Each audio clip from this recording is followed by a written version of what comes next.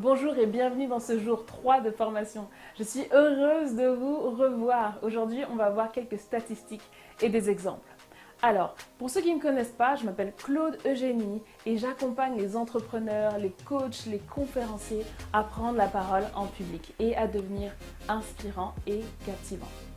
Aujourd'hui, ce qu'on va voir, c'est que j'ai rencontré sur Internet un site Internet qui s'appelle Adweek et ils ont fait une petite statistique par rapport au storytelling. Ils ont pris un groupe de 3000 personnes qu'ils ont divisé en deux. Un groupe de 3000 personnes qui ont entre 23 et 65 ans. Et ce qu'ils ont fait, ils leur ont présenté le même type d'informations. Mais il y a eu une petite nuance. Le groupe A, on leur a demandé de chiffrer une offre en fonction des caractéristiques simples d'un produit. Et le groupe B, on leur donne le même produit, mais on leur demande de chiffrer. Mais cette fois-ci, dans ce produit-là, il y a une histoire. Dans le premier test qui a été fait, c'était un hôtel. Et dans le groupe A, il a reçu la fiche d'un hôtel avec simplement les caractéristiques de l'hôtel. Ils ont donné un prix, une estimation de la chambre à 126 $. Dans l'autre cas, le groupe B, qui ont regardé la même fiche d'hôtel, ils ont eu en plus l'histoire d'un client de l'hôtel qui raconte son séjour à l'hôtel. Et ils ont estimé la chambre à 133 $, soit 5% de plus que le groupe A. Ce qui prouve déjà que lorsqu'on raconte une histoire, le produit a l'air déjà un peu plus cher. On continue avec un autre exemple où c'était un tableau. Donc dans le premier groupe, il y a le tableau et puis il y a juste le nom de l'artiste. Et là, ils donnent un prix à 99,53 environ en moyenne au niveau du tarif. Et dans l'autre, on rajoute, en plus du nom de l'artiste, l'histoire de l'artiste. Et là, le prix de l'offre s'est envolé, bon, il y a 11% de plus. Mais elle est apparue à 109,98 €. Donc le groupe B a donné comme valeur 109,98 €, 109,98 $.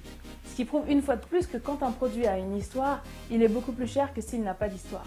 Je ne sais pas si vous avez déjà fait une brocante, mais vous arrivez peut-être plus facilement à vendre dans une brocante lorsque vous racontez l'histoire et la valeur d'un produit, la valeur sentimentale, plutôt que si vous dites c'est juste une cruche. Ouais. Quand vous faites ça, il n'y a pas vraiment de valeur ajoutée. Et c'est exactement la même chose pour le vin. Quand vous achetez du vin, parfois vous aimez comprendre et connaître l'histoire du cépage. Quand on vous raconte l'histoire de ce cépage, vous lui accordez déjà un peu plus de valeur que si on vous dit c'est une simple bouteille de vin. Vous comprenez pourquoi il est important de raconter des histoires?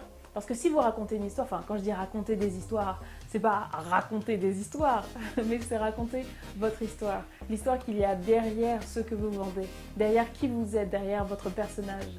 Si vous faites ça, demain vous allez pouvoir vous vendre beaucoup plus cher. Maintenant, mon histoire. Eh bien, pour faire les choses simples, je suis une mère de 2 enfants et on va dire que, vous voyez, avoir des enfants, c'est pas comme dans les magazines, c'est pas tout est bien, tout est génial et tout ira bien. Non, c'était très très éprouvant pour moi et j'ai failli mourir aux 2 accouchements. Le premier a été très compliqué, c'était mon tout premier accouchement à 27 ans et je suis restée 3 semaines à l'hôpital. J'avais la fièvre, j'allais pas bien et ils m'ont réopérée une deuxième fois et là, je me suis réveillée dans une vie qui était complètement différente, qui ne me convenait plus et en plus avec un organe en moins, donc j'imagine le truc. Bon, je marche toujours, donc tout va bien et je suis en bonne santé aujourd'hui. Mais à l'époque, c'était très difficile. Et me réveiller dans une vie qui ne me convenait plus, j'ai dû tout changer. Je rencontre souvent comme ça des personnes qui sont encore endormies et je me dis mais attends, mais il y a tellement plus qui s'offre à toi, pourquoi tu ne fais pas le mieux pour pouvoir changer ta vie? Et donc résultat, quand je me suis réveillée dans cette nouvelle vie, j'ai décidé de tout changer. J'ai quitté mon conjoint, c'était très compliqué, très difficile. Et j'ai eu un peu une sérieuse trilogie. Vous voyez la trilogie de quand vous quittez quelqu'un, après vous avez un problème avec votre travail, après vous avez un problème de santé par exemple. Moi c'est exactement ce qui s'est passé. J'ai quitté mon compagnon et on est passé devant le tribunal au moins 2, 3 fois. Donc c'était assez difficile comme combat. Et je me suis retrouvée toute seule à éduquer ma fille, donc en tant que mère célibataire, vous voyez, on n'a pas beaucoup de temps, il faut être partout à la fois, et c'est très compliqué d'avoir une vie en dehors de ses enfants et en dehors de son travail. Mais j'ai réussi un peu à joindre les deux bouts et à être présente pour ma fille, la déposer chez la nounou le matin et la récupérer le soir. Mais au détriment un petit peu des horaires de travail. Donc je faisais aller du 9h à 5h, mais je rattrapais quand même entre midi et 2. Mais un jour, mon employeur m'a convoqué et m'a dit « Écoute, Claude Eugénie, il va falloir faire quelque chose pour tes horaires. » Moi, j'avais pas vraiment de solution, j'étais très embêtée. J'ai expliqué voilà, que je suis toute seule, que j'ai déjà pas beaucoup d'argent pour manger parce que à l'époque, je payais mon loyer, je payais la nounou et je payais un appartement vide. Donc avec ça et mon seul salaire, ça devenait très compliqué. Bien sûr, il y avait la pension alimentaire, mais ça devenait vraiment très compliqué. Et elle m'a dit quelque chose dont je me souviendrai toute ma vie, c'est Claude Eugénie, on ne va pas attendre que ta fille ait 18 ans pour que tu commences à travailler. Là, ça fait le coup d'un électrochoc dans ma tête. Je me suis dit, waouh, maintenant c'est le travail qui a l'air de me secouer un peu. J'ai l'impression qu'ils veulent se séparer de moi, je ne sais pas ce qui se passe. Donc j'ai dû prendre des décisions, j'ai posé finalement un congé parental à 80%, ce qui m'a amené à beaucoup moins travailler et donc gagner moins. Donc je me donnais à fond pour le travail, je me donnais à fond pour ma fille et résultat, un jour, j'avais mal à la jambe. Je vais déposer ma fille chez sa grand-mère et là, je n'étais pas bien, c'était en janvier 2015, j'étais pas très bien et tout, ma fille avait 2 ans et j'arrive pas à avoir un rendez-vous chez le médecin. Donc qu'est-ce que je fais? Je vais à l'hôpital. Je dis voilà, écoutez, je viens vous voir, j'ai mal à la jambe, je sais pas ce que j'ai. Ils font des prises de sang et là ils me disent voilà, madame, on va devoir vous garder ce soir, tout ce week-end. Je dis mais je peux pas, je peux pas rester. D'ailleurs j'ai pas envie. Je sais pas qui veut rester dans un hôpital. Mais je leur dis écoutez, je ne peux pas, j'ai un concert ce soir. Puis ils me disent mais vous allez voir qui? Je dis non, c'est mon concert. J'étais en concert ce soir-là au Jazz Club où j'ai l'habitude de faire des concerts et la salle était pleine. C'était le premier concert où je faisais salle pleine, donc c'était juste incroyable quoi. Environ une cinquantaine de personnes qui avaient réservé pour moi. Et là, le docteur m'annonce non madame, vous devez rester là, vous allez devoir rester. Et je comprenais pas bien et ils me disent écoutez, en fait vous faites ce qu'on appelle une anémie sévère. C'est-à-dire que votre taux de fer dans le sang est très bas. Le minimum est à peu près de 12 et vous êtes à 6. On ne sait même pas comment vous faites pour tenir encore debout. Et au-delà de ça, on s'interroge même, on se demande est-ce qu'on va devoir vous faire une transfusion. Là, ça a été le 3e électrochoc. Donc vous voyez, relation, ensuite le travail et après la santé, comment ça peut très rapidement vous épuiser. Et là, je me suis dit ok, il faut absolument que je change ma vie. Et là, j'ai commencé à changer ma vie et à aller de l'avant, à être en meilleure santé et puis à m'instruire, à essayer de voir s'il pouvait exister autre chose que le rêve de mon employeur. Et c'est là que j'ai rencontré ce rêve-là, le fait de pouvoir parler et de pouvoir transmettre aux autres sa passion. Et ce faisant, j'ai rencontré tout un tas d'entrepreneurs, de conférenciers et de coachs qui avaient la même passion que moi, qui était de transmettre au monde et de changer le monde.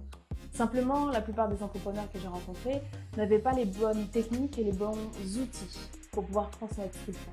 Et c'est là que je me suis dit, ok Claude Eugénie, quelle est ta valeur ajoutée? Qu'est-ce que tu peux faire? Qu'est-ce que tu possèdes déjà comme talent? Je me suis dit, ok, je suis chanteuse, donc j'utilise ma voix. Donc j'ai peut-être un atout à ce niveau-là que je dois renforcer.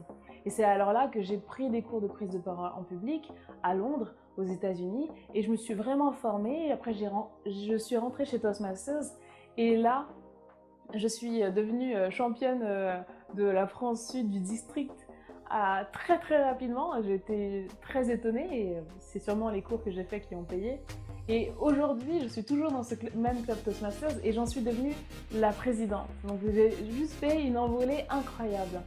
Et moi, ce que je vous invite à faire aujourd'hui, c'est vraiment de prendre votre business en main, de prendre votre manière de communiquer. Vous savez, ce qu'on a comme problème, nous les Français, c'est qu'on ne nous forme pas à la prise de parole en public à l'école. Et c'est un grand manquement. Le nombre de personnes que je rencontre qui ont peur, qui ont du mal à aligner quelques mots, qui ne savent pas forcément structurer leur discours pour que leur discours soit intéressant, ça me fait mal au cœur parfois. Et je me dis, ok, Claude Eugénie, qu'est-ce que tu peux faire? Bah là, tu peux les aider. tu peux les aider grâce aux techniques que tu as apprises à pouvoir changer leur vie, changer leur quotidien et changer la vie des autres. Parce que du coaching en one-to-one, c'est facile, mais dès qu'il s'agit de s'adresser à plusieurs personnes en même temps, là, ça devient un peu plus compliqué. Donc voilà pour mon histoire. Je ne vais pas faire une vidéo trop longue, mais je voulais que vous puissiez comprendre l'essence même de raconter sa propre histoire. Parce que là, j'ai sûrement connecté avec vous, il y a sûrement des choses qui font sens chez vous. Peut-être que vous avez eu une séparation difficile, tout comme moi. Peut-être que vous avez eu des soucis avec votre employeur, que vous avez eu du mal à le quitter. Moi, je l'ai quitté aujourd'hui et j'en suis plus que ravie.